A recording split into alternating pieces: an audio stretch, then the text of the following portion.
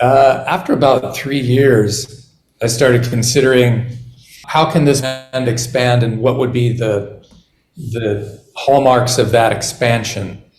So I eventually was able to identify certain locations that I felt worked. So what you want to do is find a place where there's a lot of loving cyclists that are passionate.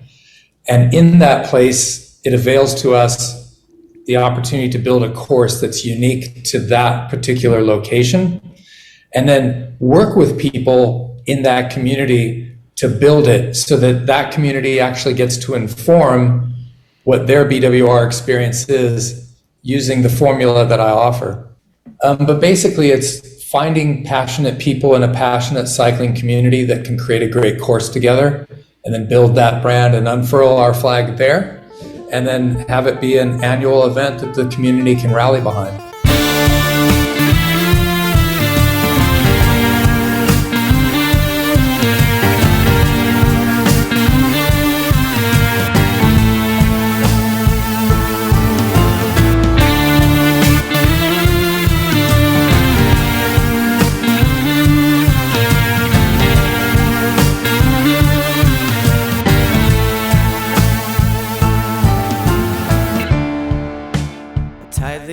From KOM Cycling and Michigan Midpack Media, welcome to the Dirty Chain Podcast, the podcast that covers the cycling scene from the viewpoint of the Michigan Midpack. I am your host, Trevor, and on this episode, founder of Belgian Waffle Ride, Mr. Michael Marckx. Now, we've been talking about Belgian Waffle Ride quite a bit in the last month or so, especially with the announcement of a new race here in Michigan. And a couple weeks ago, I sat down with John Holberg, race director of the Michigan Belgian Waffle Ride, and he was cool enough to connect me with Michael. And Michael started Belgian Waffle Ride over 10 years ago and kind of came up with this crazy idea of this mixed surface road cycling / gravel cycling / single track race out of San Diego, and has expanded it all over the country, and now we hear in different parts of the world as well. With all of this expansion and increasing popularity within the last couple years, I was super interested in the history from the perspective of Michael, and then to get to know a little bit more about the brand and the model that is Belgian Waffle Ride, which we talk a lot about in this interview, and I think is very unique for off-road cycling races. Now, I will be heading to Utah in a couple weeks, mid-September, for BWR Utah, and Michael also gives me a little bit of a preview of that course for this year. So if you are if you are planning on racing BWR Utah, it might be worthwhile to listen in and see what Michael has to say about that route as well. And one more thing before we get to the interview. If you were listening to this the day it comes out, I think you still have time to use the code Michigander for a discount of Belgian Waffle Ride Michigan. So if you're thinking about signing up for that, now is the time, and use code Michigander for that discount. And we talk a little bit more about that in this episode as well. So thank you so much, Michael, for sharing everything about Belgian Waffle Ride, and let's get right to it. Michael Marckx, founder of Belgian Waffle Ride.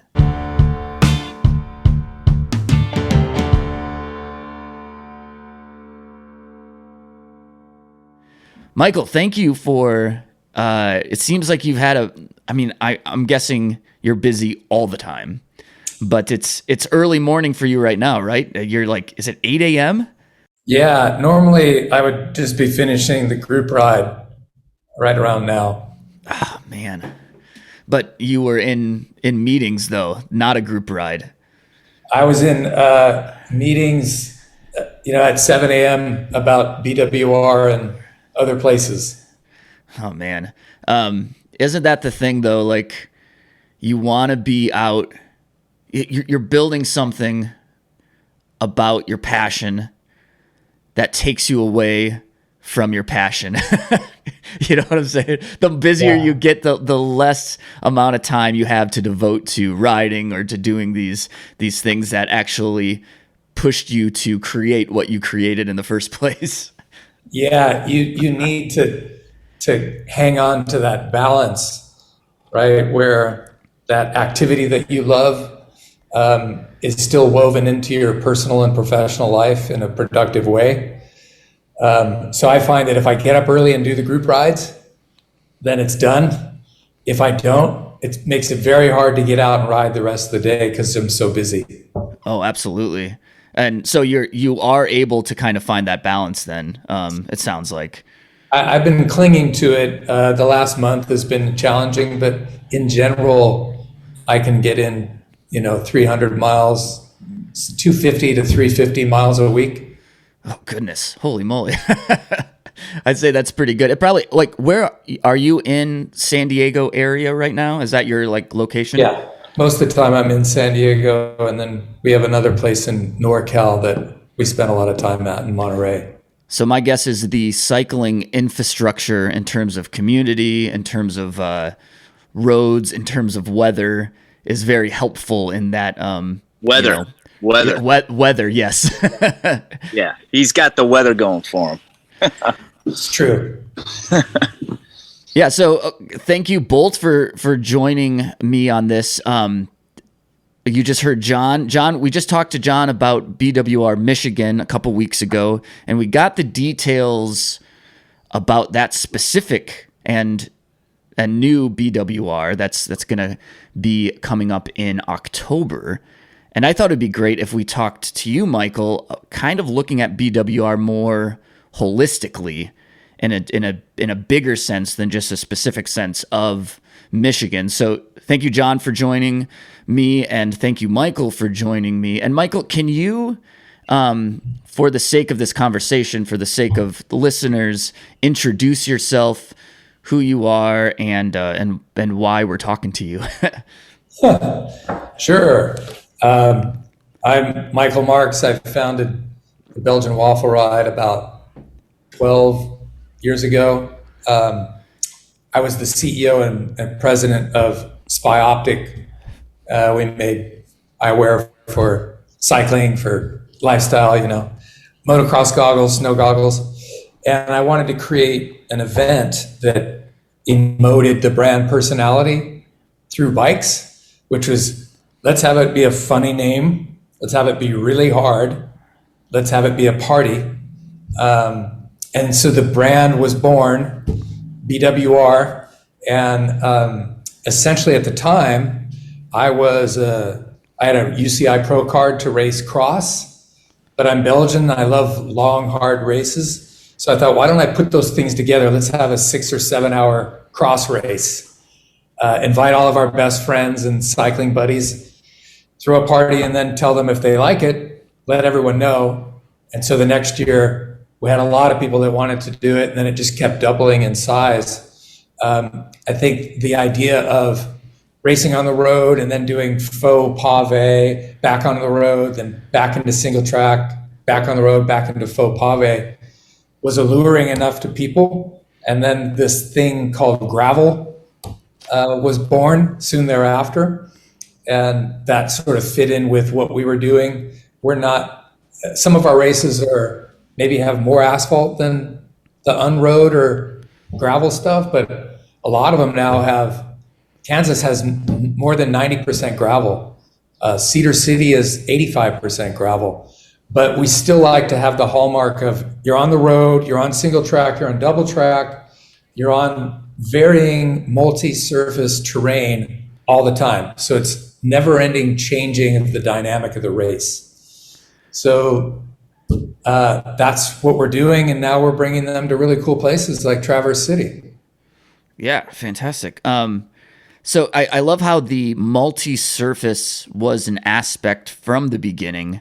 And like you said, then gravel started, a few years after that, just booming and becoming like the hit thing and the big term, but that wasn't really a thing when you started, right? Like gravel wasn't.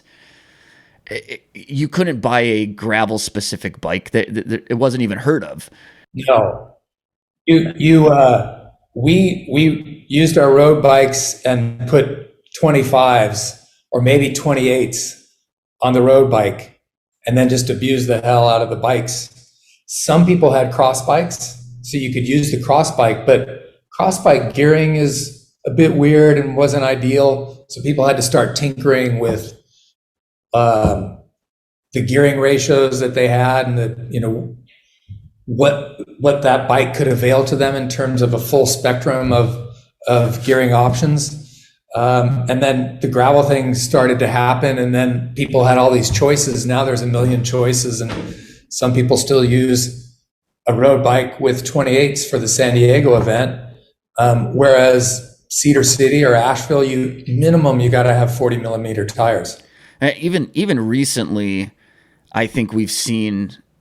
We're going to be jumping all around, but like only a couple years ago, Stetina won San Diego on 28s on riding like a Trek, whatever it was, I don't know. But then this year, Alexi won it on basically a road bike, but I think he squeezed in 40s in there. So you have like it's still kind of road geometry idea, but two totally different approaches to the same kind of race.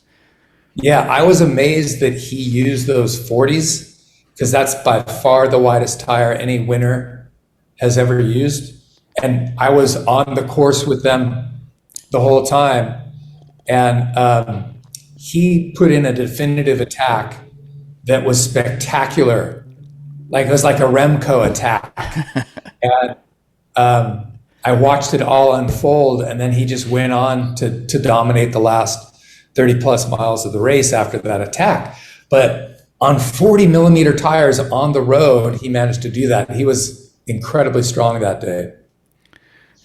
Yeah, definitely. When you began, you said you wanted the original race to be several hours, encompassing multiple terrains. Right now, currently, it seems like the sweet spot for a BWR event is over 100 miles. So you're sitting at like 120 to 150 or something like that. 120-ish to 145. Are you trying to reach a certain distance, or are you trying to reach other key things like elevation? John, I'm going to bring you into this. So this is a brand new course in Michigan. What were the criteria? What criteria did Michael give you that you had to meet when creating the BWR Michigan course? Yeah, when I first met Michael, I was telling him how awesome the course was, especially for a first-year event down in North Carolina. And he's a perfectionist. I remember him rolling his eyes like, really? And I'm like, yeah, it's really impressive.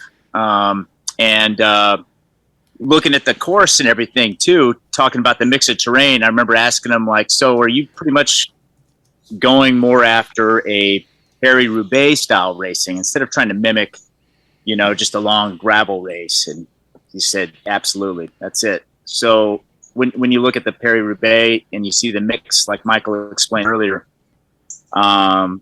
we have a really good place to do that here in Traverse City. We have beautiful roads that get you off, big busy highways, and we have those mix of trail, 2-track, and single track to splice in there. So and then with those terrains, were you trying, John? Were you trying to find a good 150 miles or ish? Or are you trying to get elevation? I guess this is what I'm trying to get at. Elevation's always been a struggle for me because there's no elevation in Belgium. Right. There's these little birds. So I always wanted it to be short, punchy stuff, but it's not reasonable. I clinged to that idea in San Diego for so many years, and then finally I added this spectacular 11-mile dirt climb up a mountain, and that changed the complexion for San Diego. But ideally, it's not about seeking some elevation. The elevation just ends up being what it is when you attempt to put together those multi-terrain elements into one seamless course. And then you go, oh, it's 6,000 feet or it's 12,000 feet. There isn't a mandate on that. The mandate is on the multiple terrain and having something that's very dynamic, so you're constantly switching between road, gravel, single track, double track. It's got to be ever changing. Right. And I will attest to the course, the first year, North Carolina, I rode that as well. And I loved that course. And it was a lot of pavement. There was a lot of paved sections, but those paved sections I thought were amazing. I mean, you're climbing these big windy climbs or bombing these smooth descents, and it was great. And then all of a sudden, John, what was the one we were climbing? It was a pretty rough. Oh man, it was like the roughest part. And Mountain. You get up at the top, and there was like bacon and everything, and then you descended this chunky descent, and it was carnage everywhere. Everyone water bottles. I lost my water bottles twice on that descent. Yeah, it was. Yeah, that was. I mean, and so all of a sudden you have some of the smoothest, most beautiful descents, and then one of the most chunkiest descents I've ever done on a gravel ride. It was such a cool experience. And then I'm thinking, like, Michigan has that, especially up north in the Traverse City area. It has that potential of some of the greatest paved roads in the state or in the Midwest. And then also you're right near a lot of 2-track, a lot of single track, a lot of those types of sections. So I think it makes a lot of sense to have to have one of the events up there. What were the distances when you first started 12 years ago? I mean, was it plus 100 plus, or was it shorter than that? It was, okay. It was 120 to begin with, and then it migrated to include more and more dirt. We got up to 146 one year, kind of settled in the 137-ish realm here in San Diego. What did your friends feel about? I mean, how big was the first event that you put on, official or unofficial? When you first did how many people were there? It was invite only. There was 136 people I invited that started, 118 of which finished. Okay, so I mean that's a decent number for a first year. Were there things like this going on, or were people like, what is this Michael guy thinking and taking us for? I'm sure people did a lot of like 100-mile road centuries, but something so dynamic and different terrains, like there was nothing like that at the time, right? No. Yeah. That's what, compelled people is, wow, this kind of captured their imagination. Like, what can you put your road bike through? What can a road bike do? And we really found out that they can take a lot. Do you think the spirit of the race is changing with the change of bike technology and the specific? So now you can get a specific bike that seems like it was built specifically for a Belgian Waffle Ride. Does that totally change the spirit of like, how hard can I ride my road bike? Is that kind of getting away from what you wanted it to be in the first place? Well, the answer is yes, but you have to evolve with the times.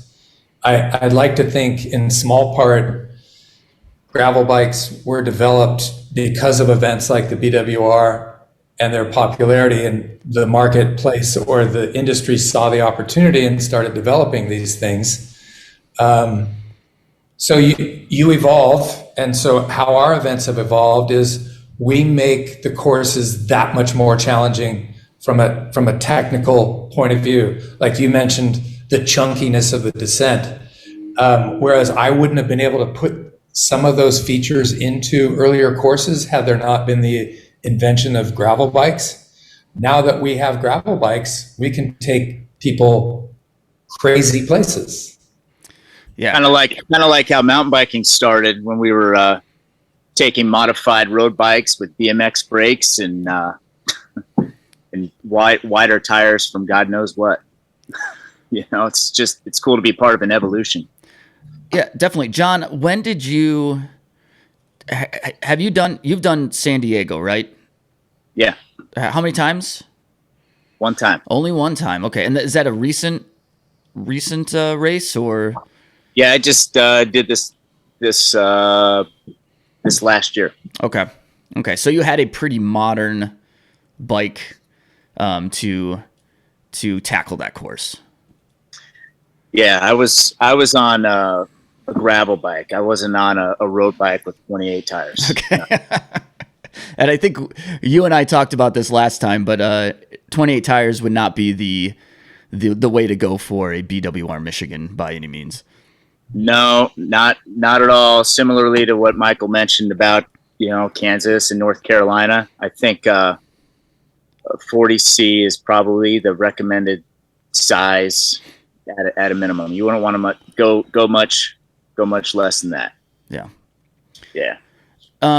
Michael, when you start this crazy journey as wanting to create, I mean, you said it yourself, and I think this is pretty interesting.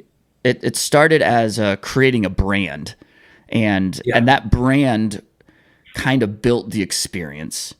And so I feel like there was something in the back of your mind that said, this isn't going to be focused on one specific place. A brand is bigger than that.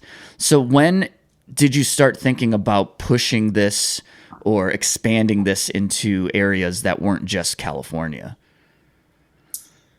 After about 3 years, I started considering how can this brand expand, and what would be the hallmarks of that expansion. So I eventually was able to identify certain locations that I felt worked. So what you want to do is find a place where there's a lot of loving cyclists that are passionate, and in that place, it avails to us the opportunity to build a course that's unique to that particular location, and then work with people in that community to build it so that that community actually gets to inform what their BWR experience is using the formula that I offer. So the brand started to expand into one place and to another, and then every other day I get a call or an email from somebody that wants to bring the BWR to their town. So we're working on Europe right now. We've added Canada for next year. Yeah, we're adding Mexico. We're looking at Arizona. I spent some time in Reno, Tahoe, meeting with the city there and riding what they have on offer. But basically, it's finding passionate people in a passionate cycling community that can create a great course together, and then build that brand and unfurl our flag there, and then have it be an annual event that the community can rally behind. Yeah, I'm interested in this model because it's unique to this unpaved type of racing in the United States right now. And I'm sorry if I refer to the gravel, like putting you in the gravel that's fine category. we straddle the fence between road and gravel. Sure, but I'm seeing what seems to be the popular thing is events built around a certain place, which makes sense. Like come experience the roads of Emporia, come experience the roads of Oklahoma, or the unpaved, the gravel, and then you're going to that specific place to experience the terrain and everything, but also the race itself. Now, Belgian Waffle Ride, it seems like you are not only bringing people to a certain area to experience that, but it is experiencing the brand that came out of what you've built. So it's a kind of a double thing. You can experience the brand that everyone else is experiencing all over the country, but you can do that in a specific way wherever you're bringing that now. Yeah. Like, I grew up where my mom would make waffles every weekend. We were all athletes, so there's 6 people in our family. I ran my first marathon when I was 12, which isn't saying much because my brothers did it when they were 8 and 9. I did my first road race on the bike when I was 12. My parents were avid cyclists. All of us were marathon runners. We ate waffles, and my dad liked to share beer with us. So at the age of 13, I was having a beer at dinner. And we would go to breweries when we would travel. And my dad was always really proud of our Belgian Flemish heritage. So it was just always a part of my life experience. And it made it easy for me to want to create this Americanized version of the Belgian experience through the prism of a one-day spring classic. So the hallmarks, or the signatures of the event, is everyone eats waffles before and after. It's a really hard day on the bike. You come back and you celebrate. Maybe your waffle has ice cream on it after you finish, or you're having Belgian frites, and you're pounding Belgian ale. And your trophy is a 750 milliliter bottle of badass ale. Those are elements of the brand. Then there's other elements like the voice of the brand. So if you ever read the communications I send out, there's a certain irreverence to it. It's meant to be funny, but also kind of scaring people at the same time. Like, yeah, sure, this is really fun. You signed up to do this thing and you think it's just like doing a century. Well, it's really not. You should probably maybe defer to next year after you get more training, or just quit now, or maybe you should downgrade to the wafer. So there's always this tension between funny and serious, and that's part of the brand spirit or the brand personality. And then the voice is just something I've kept consistent for the last 12 years. And that's I think the unique aspect that people can experience in a Belgian waffle ride now all over the place. And yeah, you said there's a tension there, because it is, you're getting to the race start an hour too early. You're stuffing your face with waffles. You get beer at the end, but then we've seen and witnessed some of the best competitive racing that's gone on in the United States in the last few years at Belgian waffle rides. So you you have people like me that can go and just have a great time and, be overcarbed at the start line. But also you have these other stories of people really hashing it out at the front.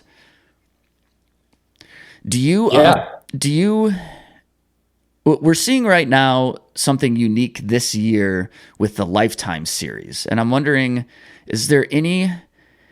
are you approaching anything differently when you're seeing now a series where professional athletes, professional cyclists are competing in a wider range of just these single events, or picking single events?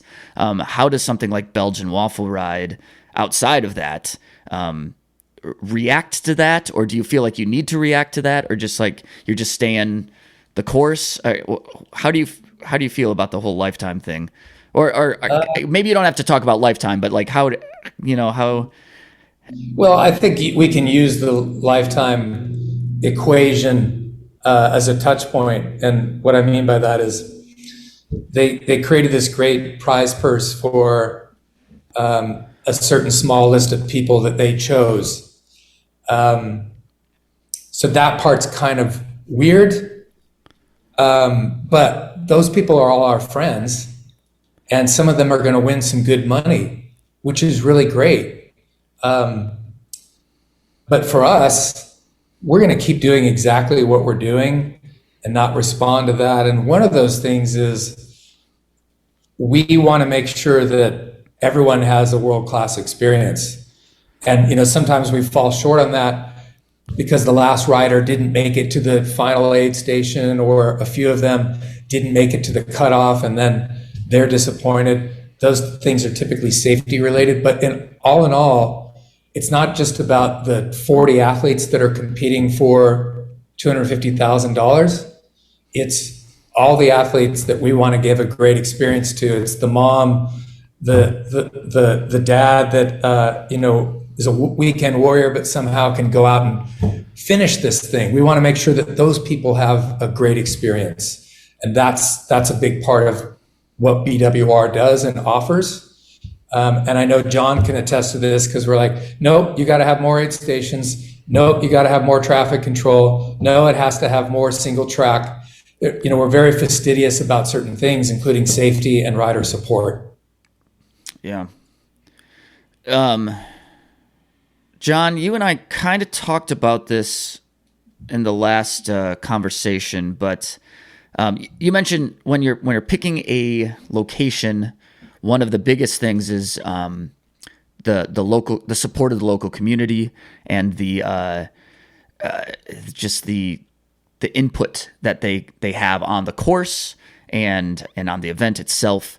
I'm assuming that. Well, I won't say that. Have you received some pushback trying to expand into different regions, different areas of the country, of the world? Are you receiving pushback from local races, local organizations, and saying, "Hey, this is kind of our turf"?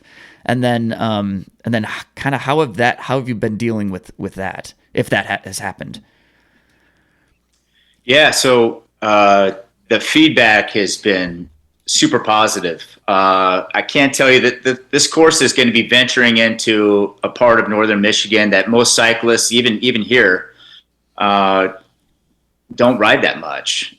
So I had the opportunity to take 15 people out last weekend, including 2 very experienced female cyclists. And 3 of these folks came back and said this is their new favorite route of all time in Michigan. And one of them was from it was someone you talked about last week, Steve Andrees, who's our single speed champion. Yeah. Just turned 50, and I don't think anyone can beat him in the state on a single gear. So anyway, that was really humbling to hear, and that's something that's really important to me is mixing in not just all the aspects that Michael talked to, the ingredients of what a good BWR is, but also what makes this place special, and what can we do that's different. Can we cross a section of road, or maybe a creek that no one's ever ridden over before, So grabbing some things like that, I think, is what's going to make this event really special here in Traverse City. And John, I think that's important to have a local person like yourself kind of taking that on, and that aspect on, and kind of like the local contact for the race. I think it's important for us other locals to say, okay, so this isn't just a larger brand coming in, that we're working together with local communities. Michael, I mean, have you received any pushback from not just Michigan, or like not just as you are expanding? Have you had any difficulties with that? No, like you were in North Carolina. I am friends with Matthew Boucher and John Murphy, who live in the area. So they became our proxies there and help engage the community. I worked exclusively with them to build the routes and to communicate with the different private landowners and parks. And it's no different with John in Michigan. John is our proxy. He's our community member, that we work through and take advice from on how to make sure that we engage the community in the most fulsome way that we can. So it always starts with a contact and people in an area to help build it, rather than coming in and flexing your muscles and saying, hey, we got this big race, we're going to come on top of your local race, or we're going to come into the community without anyone welcoming us. It has to start with the community first. That's how this whole event in Michigan started, with John's vision of bringing our flavor or our brand to your neighborhood and making something special of it for that community. Yeah, absolutely.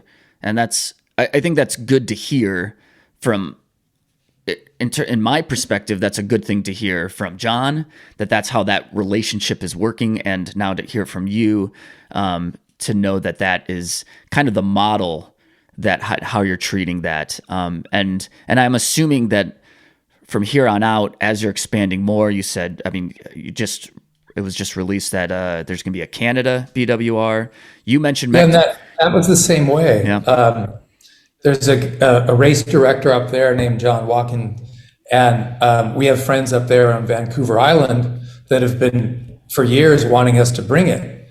So we got a consortium together of vested parties to collaborate on what that would look like, where we do it, how we engage the officials at Canadian Cycling, and how we build something holistically from a point of view of people living on that island or in BC in general. And it was born after a couple of years of finally all the pieces coming together for something magnificent. We're really excited about that, just as we're excited to be with you guys in October. New experiences for us and new experiences for the denizens of your community. When you're looking at new regions to expand into, do you have a cap in your mind of saying, listen, we can only handle 15 races a year and that's all we can do? Or as you grow, as you expand races, you grow as a brand as well. So do you actually have no cap? You're just like, let's bring it on. Let's. Yeah, our cap is bandwidth related. There's only a few of us. That's what I was wondering. Work on these events. So if someone saw the vision in what we're doing, which they do, more capital is provided to be able to build out the team and to be able to expand to 10, 12, 15. The other thing is, when I was younger, I directed the Hawaiian Ironman when Gatorade was the title sponsor. So I worked with Gatorade, and I got to learn a lot about how the Ironman expanded and their franchise business. So part of it is engaging with entities, large sports entities in other countries like we're doing in Mexico, and having that agency be our proxy, and we work with them to present the brand well in their country. So it's sort of a two-pronged model. One is we manage everything with people like John and Matthew Boucher and John Murphy, or on more disparate and further out places, we work with an agency to achieve that, and that's more of a franchise model. Sure. So there's two parts to the business there. Yeah. I appreciate you answering these questions, because I find the model very interesting, and I think it's unique in this, at least in terms of gravel, that type of racing right now. We're not really seeing anything quite like it. And I'm interested to see how it builds and kind of the how it's working behind the scenes.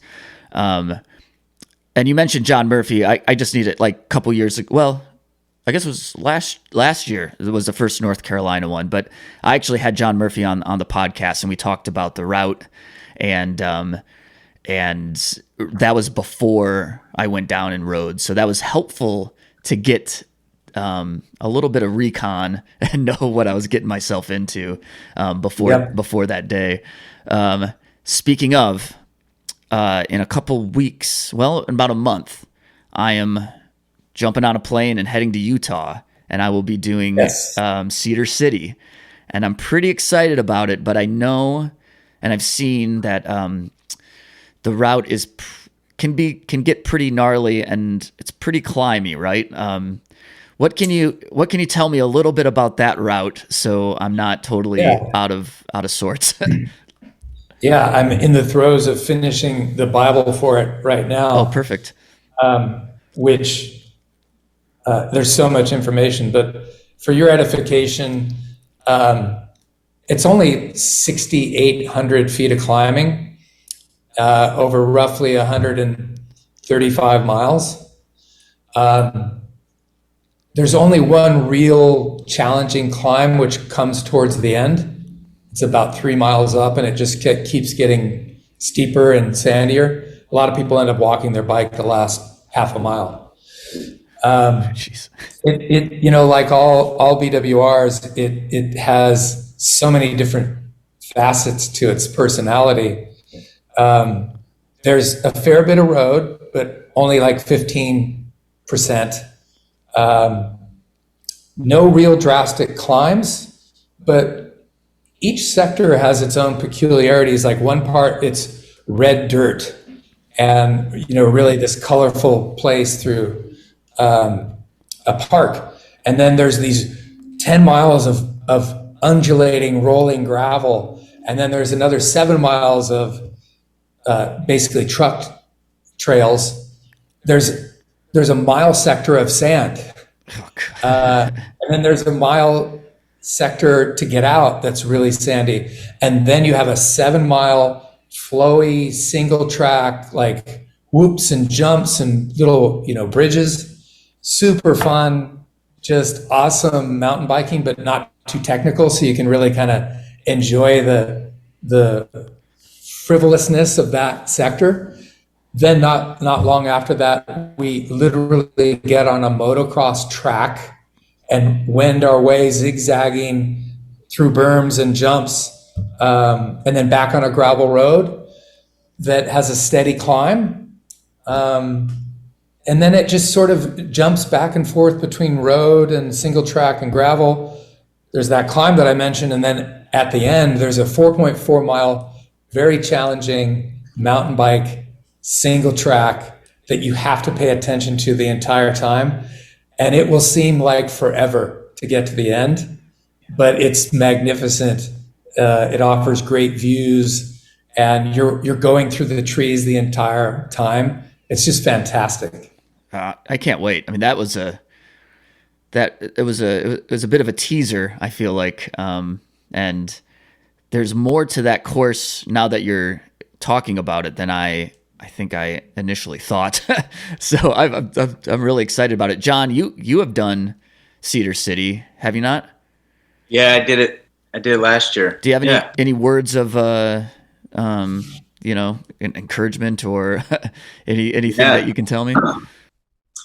Well, just like some of the other BWRs and races, of this size, you just got to find that good group and work to stay with that group. Like, earn your keep, and don't stay on the front too much, but definitely earn your keep and stay with that group. That's what I would recommend. Don't waste time attacking needlessly. What's unique about the Utah one is if you can find that good group, stick with them for that first 100 miles. Absolutely. And if you have gas in the tank, when you get to that first climb, that would be the move to make there. The last climb. Yeah, I would say I didn't mention the headwind. So typically the prevailing headwind, to John's point, is in the middle of the race to about a mile 100. You're really going to want to be with a group, even if that means waiting for people that you've dropped, because that wind and that crosswind really requires you to have some company. Oh, sure. And as John says, earn your keep, be a part of that group, contribute, keep everyone motivated, but realize you're going to need that shelter. Yeah. And this is a perfect time to talk about what really makes the BWR different, what really separates the BWR from other events, especially for folks in our area, Trevor, that haven't been able to venture out to some of these other events, like in North Carolina, San Diego. These feed zones, these aid stations, when you get to them, you're going to want to take advantage of them. And there's going to be one roughly every 20 miles. When you get there, you're not just going to get a cup of water, but there's going to be, especially for the first couple, there'll be full water bottles, there for you to be able to swap out with. There'll be all the food that you need. You're going to want to bring your own gels, obviously, keep some insurance with you, but there's going to be plenty of options for you to be able to take advantage of and fuel up.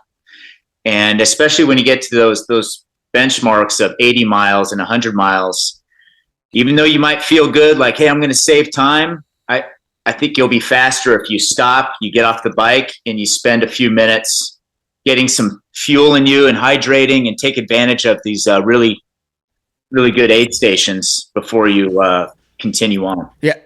John, thank you for mentioning that, because Michael, you mentioned the aid stations, and I kind of moved on, but thank you for, I experienced that at the North Carolina event, and I mean there were multiple aid stations, and they were well stocked, and I think it's you can probably have a huge hydration vest and bag and stuff yourself with all these things, but it's not necessary. And like you're saying, and maybe especially on a climbing course, it's probably better to stay a little more lightweight and then take advantage of the aid stations. But that is a good thing to know. If you are going to take on one of these events, know that you will be supported throughout the whole event. And I love that's what's really cool about the BWR model, is there is a specific experience that you're bringing to another specific unique experience. So you can, if you want to know what the BWR is or be a part of that, now there are multiple ways to do that. But then, or if you really dig the BWR thing, now you can experience that very thing multiple different ways. So I think it's cool that you're bringing your unique brand to unique places. Yeah. It's like enjoying beer or tacos. You don't want to just drink and eat the same thing all the time. You want to twist on all these things. Actually, beer and tacos sound pretty good. It's almost lunchtime for us, John.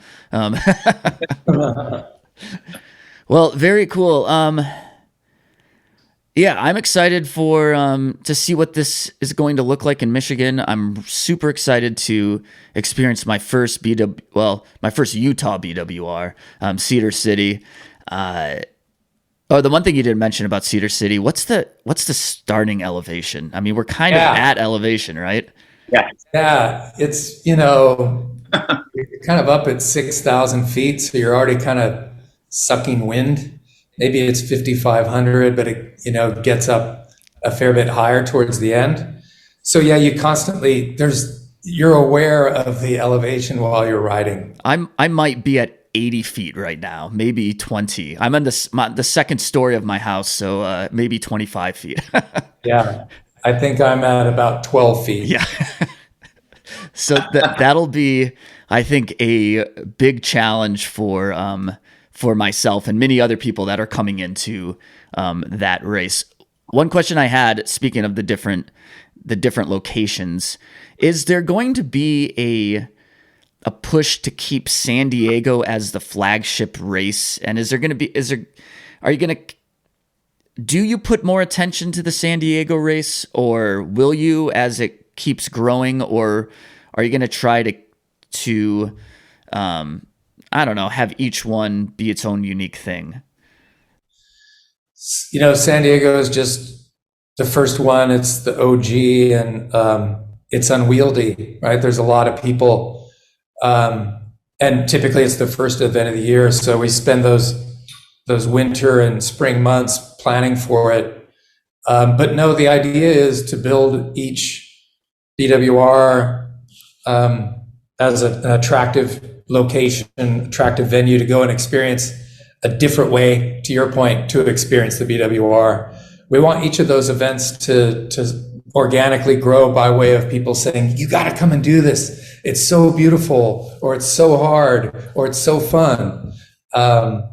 Each one of the events we tend to nurture the same way. Okay. Yeah. Good to know. Yeah. Is there anything else that we can talk about? John, what am I missing here? Like, I feel like we've done a great job kind of talking through the model of BWR and the different events, and got the history from you, Michael, which was fantastic. John, is there anything I'm missing here? No, I think getting all of the history about everything and how everything's kind of unfolded is really cool, and I think people appreciate that. I think it's also a good time to remind folks to come and sign up now. Putting on a Belgian Waffle Ride here in Michigan, it requires a big production, and so that's why we're really trying to push folks to register now. And there's With that discount code. Michigander, yeah. Michigander. That way, by September 1st, we have enough visibility on what the total race participant number will be, and then we can plan for that more adequately in terms of the amount of personnel that we bring, the different support elements that go into it. It requires us to have an understanding of how many people we're serving. Right. Yeah. Yep. And then another thing to bring up too is just to remind folks that this is a whole weekend of festivities. The Belgian Waffle Ride in Michigan is the highlight event. We are going to have a multi-lap cross-country race that we talked about before. Yep. That's the Black Chili. And another thing that is being announced this week, registration's open for it, is the Dirty Des X, which is a multi-lap gravel running event that's going to be at Mount Holiday too, and that's going to be co-sponsored with Boston Marathon champion Des Linden. Oh, that is very cool. Of course, Des, I mean, it makes a lot of sense. I was hoping that's what that was referring to. So very, very cool. And she's originally from San Diego too. Right. That is a great tie-in. Absolutely. Yeah.